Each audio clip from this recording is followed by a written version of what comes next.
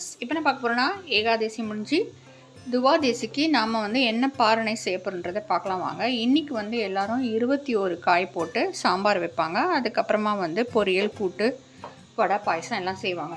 நம்ம வீட்டில் என்ன காய் இருக்கோ சேர்த்துக்கலாம். அட்லீஸ்ட் ஒரு 10 காயாவது இருக்கும். சேர்த்து நாம் சாம்பார் வச்சுட்டு அதுக்கப்புறம் பொரியல், அதுக்கப்புறம் பாயசம், வடை எல்லாம் செஞ்சுக்கலாம். அரைச்சி விட்ட சாம்பார், பருப்பெல்லாம் வேக வச்சு எடுத்துருக்கேன். வாங்க எப்படி செய்யலான்னு பார்க்கலாம். அரிசி பாயசம் தான் சேர்ப்பேன். அதுக்கு நம்ம பச்சை அரிசி எடுத்துக்கலாம், இல்லைனா பிரியாணி அரிசி இருந்தால் கூட எடுத்துக்கலாம். அது கூட கொஞ்சம் பாதாமும் முந்திரியும் ஊற வச்சு எடுத்துருக்கேன். இதை நம்ம அரைச்சி அது கூட சேர்த்து நாம் பாயசம் செய்யலாம்.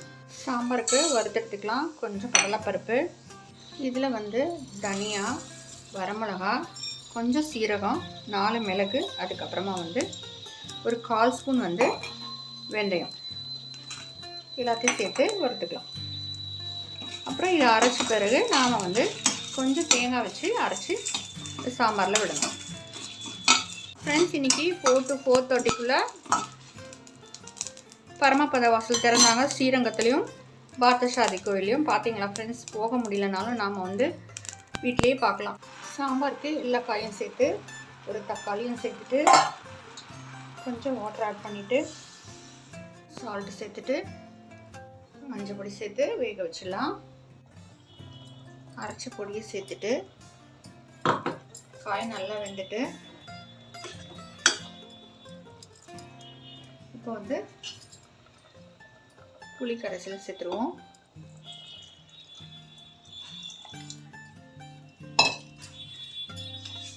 தால் சேர்த்துட்டு நாம் தாளித்து கொட்டிடலாம்.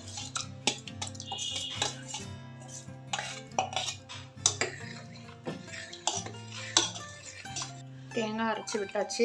இப்போ நம்ம தாளிச்சிட்டு அதுக்கப்புறமா பக்கத்தில் பொரியெல்லாம் தாளிச்சிக்கலாம். கருவேப்பிலை, கொத்தமல்லி சேர்த்துக்கோங்க. கடுகு, வெந்தயம், சீரகம் தாளித்து கொட்டிக்கோங்க.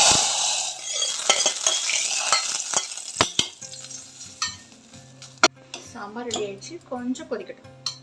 கோஸு, கேரட்டு, பச்சை பட்டாணி பொரியல் செஞ்சுக்கலாம். பீன்ஸ் இருந்தாலும் சேர்த்துக்கலாம். நீங்கள் 2 ஸ்பூன் ஆயில் விட்டு கடுகு, உளுத்தம்பருப்பு, இதுக்கு வரமிளகா கூட சேர்த்துக்கலாம். பச்சை மிளகாய் சேர்க்குறேன். பச்சை மிளகாய்,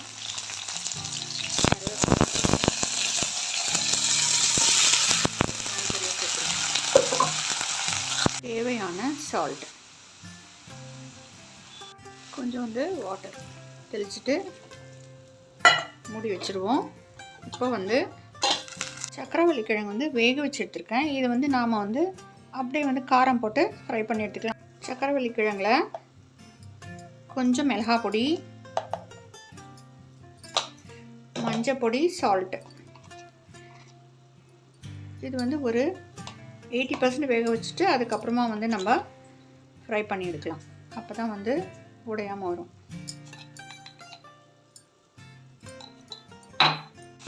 பொரியலில் தேங்காவை சேர்த்துக்கலாம். இப்போ லெமன் ரசம் செஞ்சுக்கலாம்.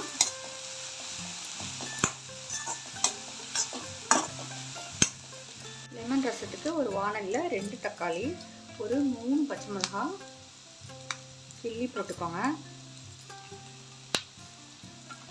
அதுக்கப்புறம் இது வேகட்டும். வாட்டர் ஆட் பண்ணிக்கலாம்.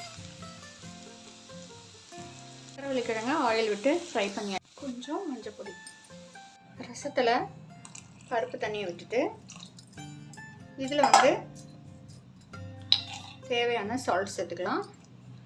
கொதித்த பிறகு இறக்கிட்டு கடுகு தாளித்து கொட்டிட்டு அதுக்கப்புறமா நம்ம அந்த லெமனை பிழியலாம். ஏன்னா முதல்ல சூடில் நம்ம விடக்கூடாது. கொஞ்சம் கருவேப்பிலை, கொத்தமல்லி சேர்த்துக்கலாம்.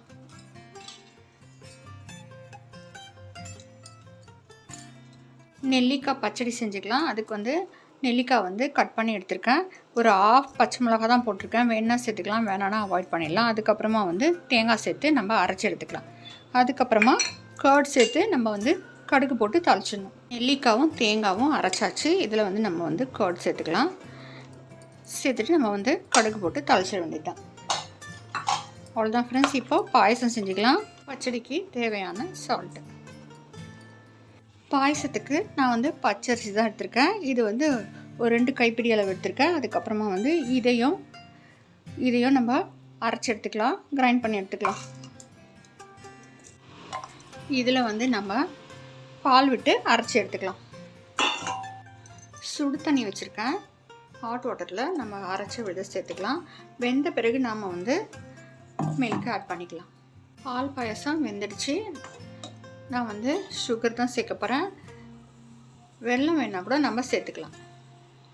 கலந்து விட்டுட்டே இருங்க, இல்லைன்னா வந்து இந்த முந்திரி பாதாம்லாம் வந்து அடி பிடிச்சிக்கும்.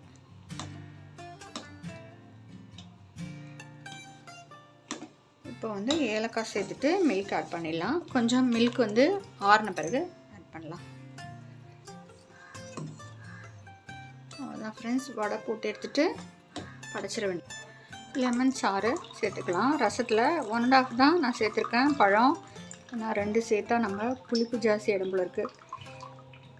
பெரிய பழமாக இருந்தது. கடுகு தாளிச்சிடலாம் ரசத்துக்கும் இந்த பச்சடிக்கும்.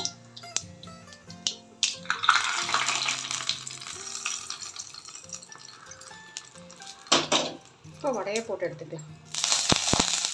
வடையை போட்டுலாம் நான் வந்து பருப்பு வடை தான் செஞ்சுருக்கேன்.